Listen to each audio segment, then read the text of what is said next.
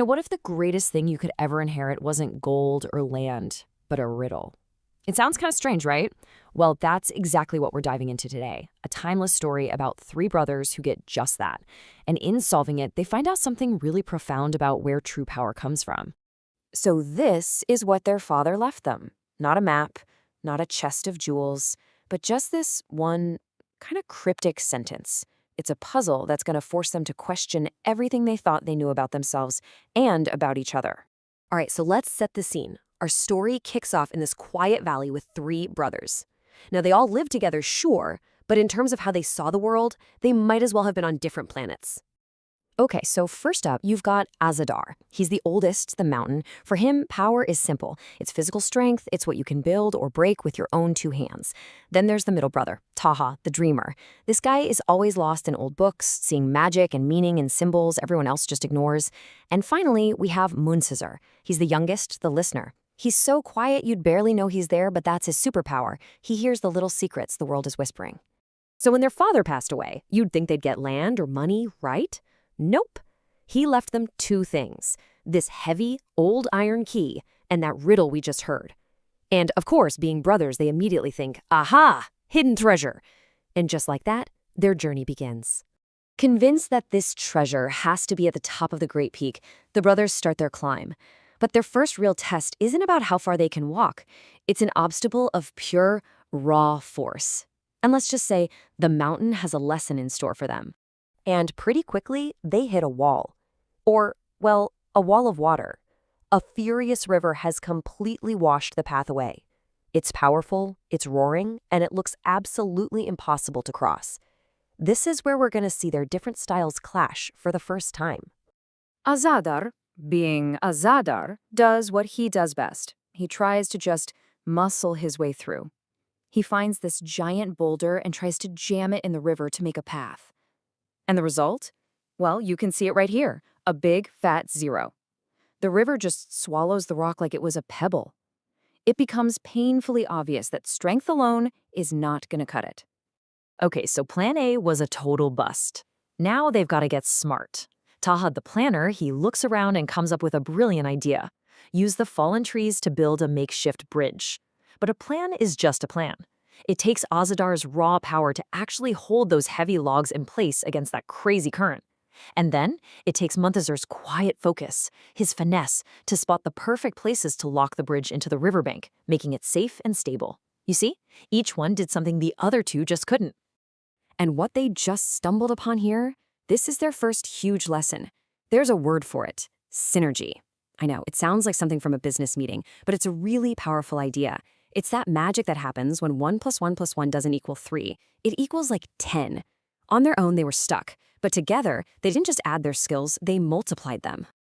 All right, so they've conquered the river. They've learned about force. But the mountain isn't done with them yet. Up at the summit, a whole new kind of challenge is waiting for them.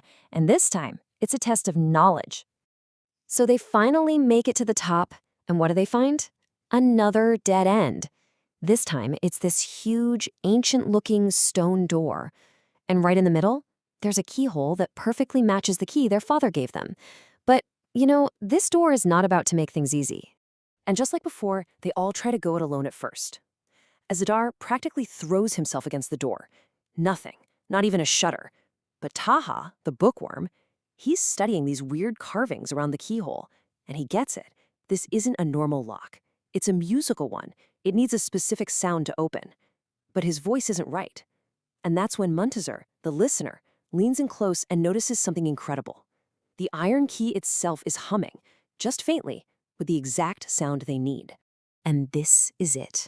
This is the moment where everything just clicks. That riddle where three paths meet his one, it all comes together, right here. When Tazar holds the key, that's the instrument. Taha provides the melody he figured out from the carvings, but they need one more thing. They need Azadar to strike the key with just the right amount of force at the perfect time. Strength, knowledge, and perception all working together in perfect sync. And with a deep groan, the ancient door swings open. So, the big question, what was behind that massive door? After all that work, was it the room full of gold and jewels they were expecting? Well, the answer turned out to be something way, way more valuable than that.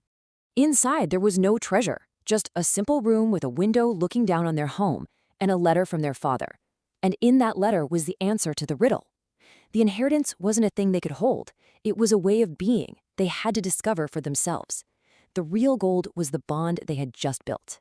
I mean, think about that metaphor. It's just perfect, isn't it? Alone, Azadar was just a wall. Strong, yeah, but stuck in one place. Taha was a cloud, full of ideas, but no real substance. And Muntazir was a shadow, always there, but without any solid form. It was only when they came together that they could become the mountain itself. Strong, wise, and reaching for the sky. So, you see, the brothers didn't come down from the mountain rich with gold. They came back rich with something so much more powerful, a totally new way of seeing the world. And, more importantly, a new way of seeing each other. So what's the big takeaway from their journey? Well, it shows us that individual talent, no matter how amazing, will always have a limit. It shows that having a team with really different skills isn't just a nice to have, it's a massive strategic advantage. True success, the kind that lasts, it's found when we work together, not when we try to do it all alone. The greatest treasure they found was the ability to solve any problem, as long as they did it together. And in the end, that's what happened. Those three totally separate paths, the path of strength, the path of knowledge, and the path of perception, they finally met. They weren't three separate brothers anymore. They were one unified, unstoppable team. And that really leaves us with a question to think about for ourselves. We all tend to walk one of those paths, don't we? Maybe you're the mountain or the dreamer or the listener. The real challenge and the biggest opportunity is to ask yourself, which path are you on? And who do you need standing right there beside you? Thanks for exploring this with us.